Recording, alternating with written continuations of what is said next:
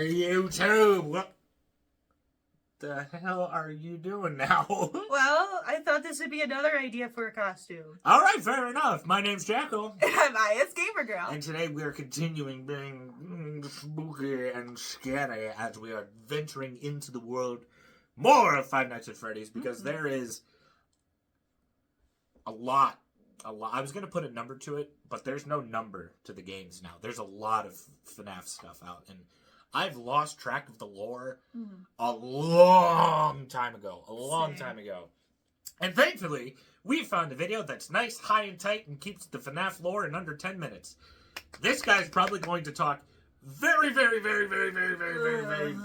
quick, because there's a lot of lore to get through, and only under 10 minutes, so it's time for me to shut up. Let's see if I can pay attention to it in 3, 2, 1. FNAF lore in 10 minutes, ready, go. A guy named William moves from England to a small town called Hurricane with his wife and 3 kids. It's in this small town that he meets a fella named Henry, who has his own kids, and Henry and William become good friends.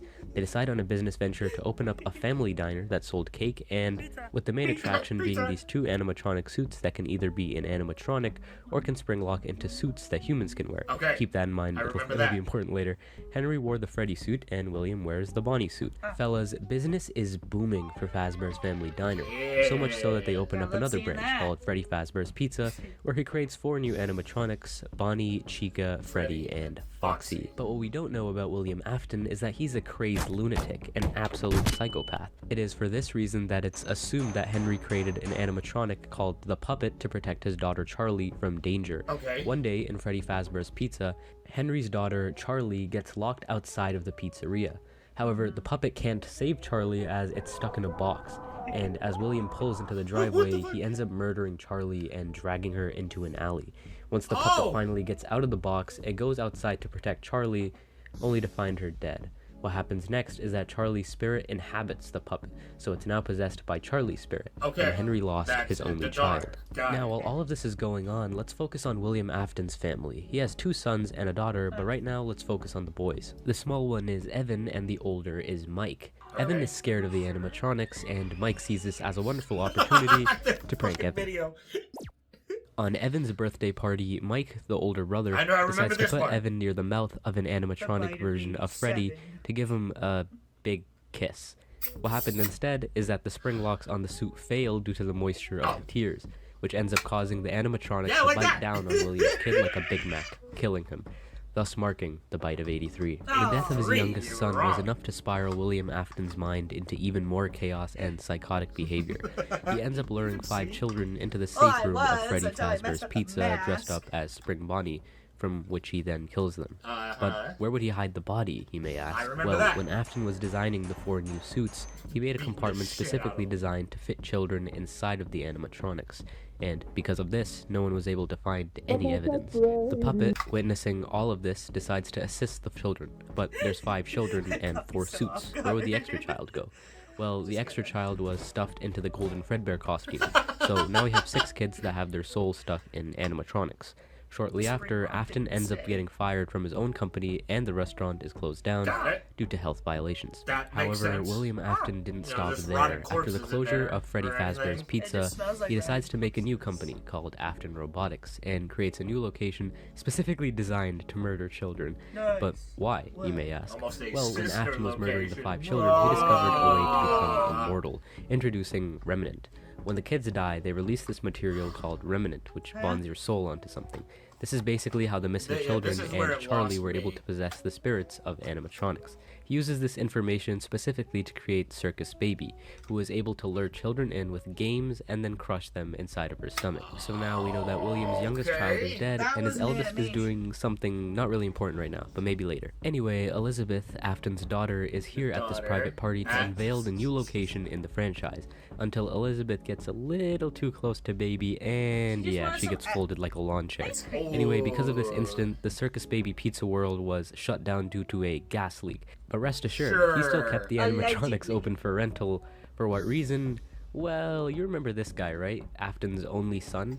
William, being the wonderful father he is, he sent his son to locate and free the soul of Elizabeth, who is trapped inside of Circus Baby. So now let's shift to the new star of the show, Michael Afton, who survives the first 4 nights pretty well until around the 4th night, where technicians are instructed to scoop out the shells of the animatronics and take the salvageable endoskeletons.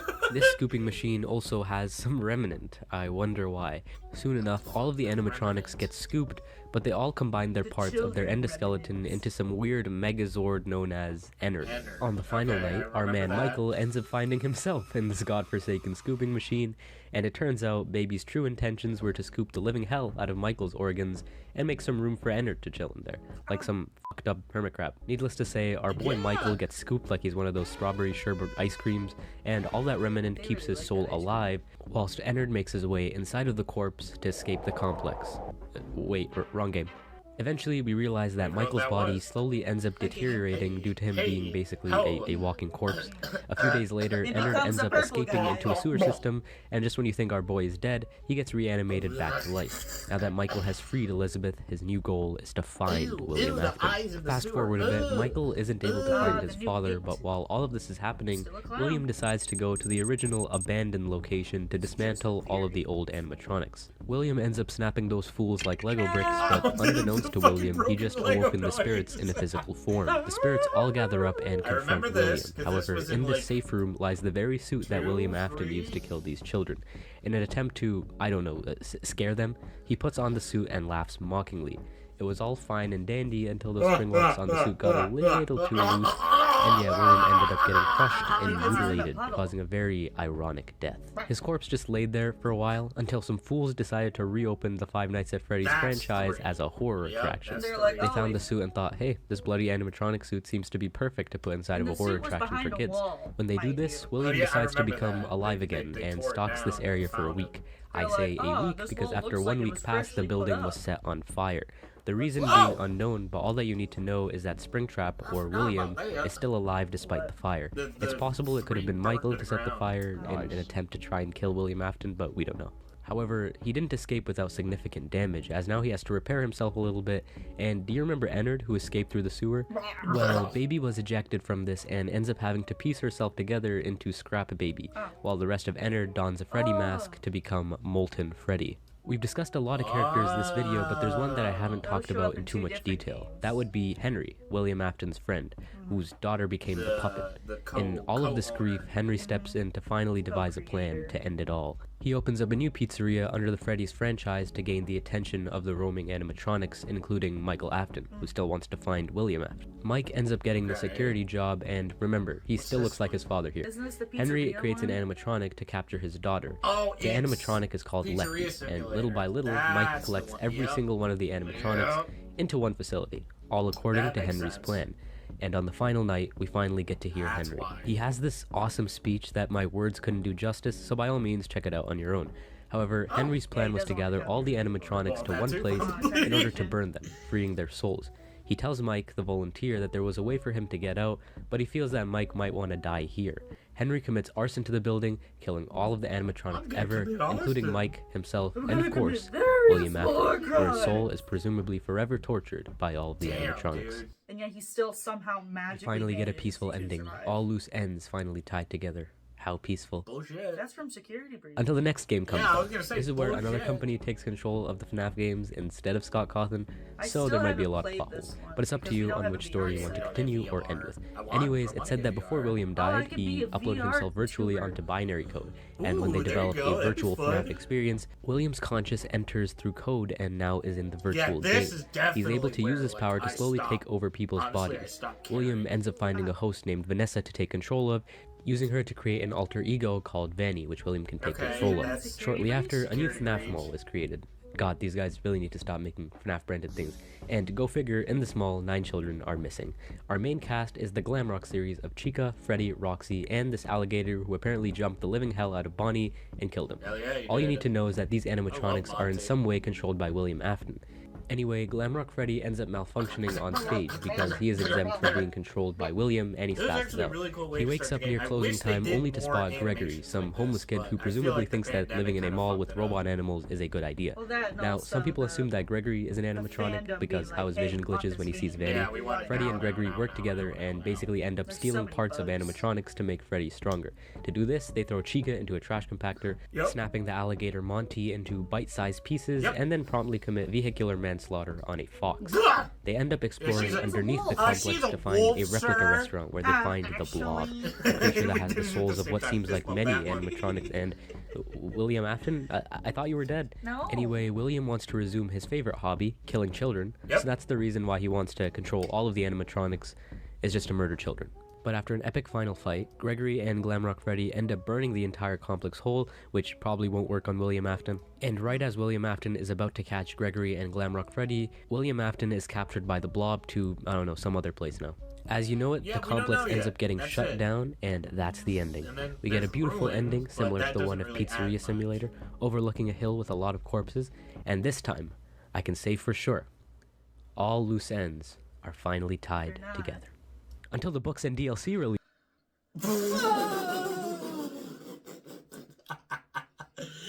And we're definitely because it was released a year ago. That's why that makes sense because the DLC came out, Ruin came out, and now Into the Pit is out as well. But that didn't really add anything to like the security breach story. I feel like that's still. I mean, it added to Security Breach, but it didn't really, like, answer stuff in Security Breach. If anything, Ruin and Into the Pit just sort of added more questions, in my opinion, and now it's getting really convoluted, but...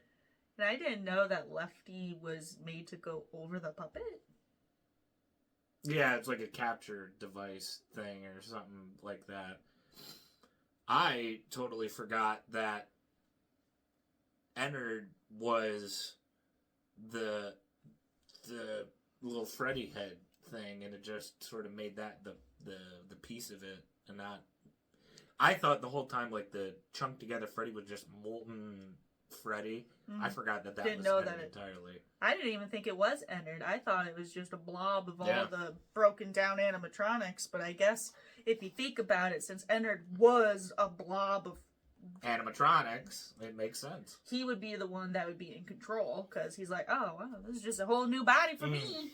Yeah, I like how the whole first part of the video was like the Scott Cawthon era where like everybody kind of like figured out the lore a little bit. The Security Breach era, minute and a half, 2 minutes. Like, wow, there's a lot going on here. There's a lot of questions. Oh, and the other game that came out, the fucking VR 2. So there's the Ruin DLC, the second VR game, and Into the Pit now. Fuck, this is confusing. Yeah. Well, I'm going to try to learn more about the lore, but that means this video's got to end first. So please, if you enjoyed today's video, make sure you hit that like button. Comment down below any more reactions you want to see from us. Please subscribe to the channel as we are on the road to 1,500 subscribers. We're almost there. If you enjoyed me, you can follow me on Twitch at twitch.tv/JackalJoker. Or if you enjoyed her, you can follow her on twitch.tv/IS_gamergirl. I'll see you in the next one. Love you. Bye.